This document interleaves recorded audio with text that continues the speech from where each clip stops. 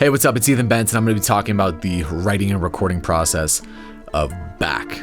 All right, and so this is the first single that I've released in a very, very long time. Yeah, I'm back now. I'm back and I'm better. Been dealing with the world, but I'm back for I wrote this and recorded it actually too. I was in Paris in January of 2023. I first heard the beat and I was like, ooh, you know what? There could be something here. I had some ideas, whatever. I booked a studio session for Friday and I heard this beat at first, I think on a Saturday or a Sunday. But whenever I first heard the beat, I was like, you know what? I was just super tired that day for whatever reason and nothing was coming to me. Fast forward a day or two. And like I said, I was in Paris. It was the middle of January, so it was it's freezing, it's raining, it's cold. And honestly, it reminded me a ton of Pittsburgh. I'm originally from Pittsburgh, so it reminded me a ton of being in Pittsburgh and just that desperation almost. When you don't get the sun and you don't feel that energy coming to you, it's depressing, to be honest with you. All right, so I was in Paris and basically I heard the beat on that Sunday. And nothing was coming to me immediately. I was just I was tired. I didn't have it, and whatever. So I waited a day or two. I had a studio session booked for that Friday. So I had to have something for that Friday for sure. You know what I mean? And then on Tuesday, I ran sprints. Running sprints is it's literally the best thing ever. You feel amazing afterwards and it just gets your brain going. So anyway, I ran sprints, came back and I started working on the song and I pulled the beat up. I was literally I had my computer on a nightstand. I literally just started playing the beat and I was just boom, there it was. The first lyric just hit me immediately. It was I'm back now, I'm back and I'm better. And it literally just hit me like that. And I was like, ooh, okay. I wrote that first verse in probably 20 or 30 minutes, which for me, honestly, is a little bit weird. It used to be weird. You know what I mean? And so it's for me, if I'm speaking what I know I should be speaking about, or if I'm saying something that is real, that I truly feel, then it goes like that, right? So that's this first verse. It was I just felt it. You know what I mean? And it's those lyrics, you can tell when you feel something. You can tell when somebody feels something. That's one of the things that I've had to learn from my favorite artists, from my favorite rappers, from my favorite musicians. Whenever I get that feeling and whenever the words just flow through me, it's I didn't even have to think about it. They just flowed through me and I was boom, there it is. That's when you know that you're onto something, for me at least. And it's you have to kind of balance between knowing when you should push forward with something, whenever it's you're not really feeling you have to push the pen, metaphorically so to speak, or push your fingers on the keyboard. You know what I mean? And it's sometimes you do have to do that. You can't just be oh, I'm not motivated. That's not how life works. It's not even how art works. I didn't finish the song that day. I had a little bit of an idea for the hook, and then I didn't even start the second verse. Or no, actually I did. I started 8 bars of the second verse. So time to get real. That part and a couple bars after that I started. And then, but that was it for that day. I was doing other stuff. I was working, whatever. And then the next day I got up super early, probably 7 a.m. and I started writing the second verse. Same thing, just boom, just came to me. And I didn't have to force it, didn't have to try it. It's really weird sometimes where I was literally not impressing myself. That sounds ridiculous to say that, but I was surprising myself, I guess, let's say that. I was surprising myself with what I was writing. And it was I was literally just at the kitchen table just writing. You know what I mean? And it's I was surprised with how easy the words were coming out. Again, it's when you feel whatever's on the inside of that, whenever you feel what's in your gut and you just let that flow through you and you don't have to think about in this case, I think it was Hemingway, maybe it was write drunk, edit sober, sort of. That's a really hard thing for me to do, and probably for a lot of other artists, people, whatever, you know what I mean, just people in general, is just expressing yourself and turning the logical part of your brain off. For me as an overthinker, well, at least when it comes to music, I don't really overthink a ton of other stuff. I overthink every line. There are times where I'm literally sitting there on a line for 45 minutes or an hour, man, what do I want to say with this? Nah, that's corny, that's whack, whatever. So in this case, it's just write it straight through.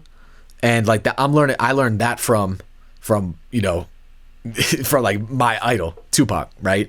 And so Pac literally just would write a song in 15 minutes, go in, lay it, boom, done.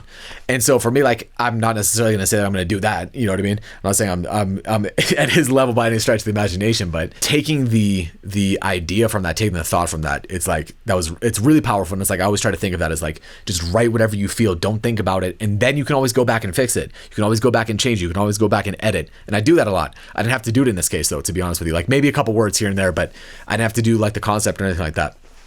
And so anyway, I finished the song on a Tuesday, and then, or I finished the verses on a Tuesday, and then like Wednesday or Thursday, I'm like walking around outside. That's another time when like things just hit me. So I'm walking around outside near Notre Dame, you know what I mean? And like I'm looking at the back of Notre Dame.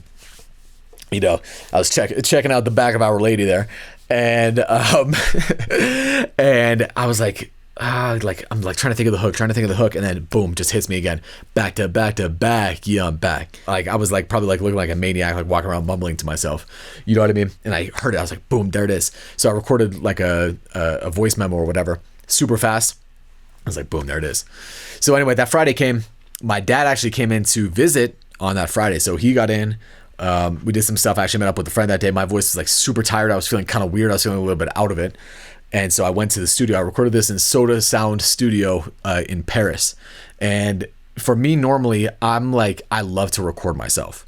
You know, I really like recording myself. I don't actually like working with engineers that much, not because engineers aren't valuable and they're not efficient. It's like their engineers are amazing. You know what I mean? They're literally the unsung hero of the music business, in my mind, at least. I've been recording myself since I was like probably 16, you know? And so like, I'm just super good at recording myself. Like, look, you literally see it here. This is my setup. Here's my mic. Here's my computer. I don't know if you can see the interface right now or not, but here's the interface. I got my preamp there. That's it. And so I'm literally just here, boom, boom, record myself like this, boom, record myself, boom. And so for me, like, I'm just comfortable like that. And honestly too, like lyrically with the content in this song, it's personal, you know? And so for me, I'm like, I don't know. It's just, I sometimes feel not like self-conscious, but it's just like, I want to give my best performance without even thinking about that. So anyway, in this case, I worked with Clement at Soda Sound, and super cool guy. Again, amazing engineer. And, yeah, we knocked this out. I think it was like from about like an 8 p.m. to midnight session. Honestly, normally I like to do like I like to write and record, to be honest with you, more in the mornings or like the mid afternoons. I don't really like recording at night. But anyway, I ended up getting sick after this. This was like a really tough song to record because I was like, man, like I had to really, really push with my voice because it was tired. It was like not weak, but it just felt like it was thin. And so like that was the recording of it. It was like just in that mindset of like, your environment definitely can affect what you're doing. Like I try to not let my environment affect my mindset of what I'm doing, but in that case it did. It just brought me back to that. And you know, again, like Back being one of actually the last songs that I recorded in this single run, which again, depending on when you're seeing this, you may or may not like be privy to the other singles, but this is kind of like this is the one that I was like, you know what? All right, this is it. This is obviously the first one that I'm releasing. It's like, I'm back. You know what I mean? So that was pretty much it on that one. Super cool time again in the studio. Oh, vocal chain on that one. Oh man, my favorite vocal chain ever. So that was the Sony C800. And that was actually before I got this mic. I had an older setup, which honestly is still really great. I still really like, but I just upgraded to this new one. Yeah, so I recorded that on the vocal chain, Sony C800G into the Neve 1073 into TubeTech CL1B. And it's like that vocal chain just like anybody sounds great on that, you know what I mean? Obviously it's, you know, the equipment doesn't matter to an extent, but still at the same time I'm kind of a gearhead, so I like recording on that chain. But yeah, that's it for Back. That's like the ideation, how I thought about it, like how I was writing it, you know, writing it at the kitchen table, writing in the bedroom, just wherever. And that's it. That's pretty much the story of how I wrote and recorded Back and how everything came together.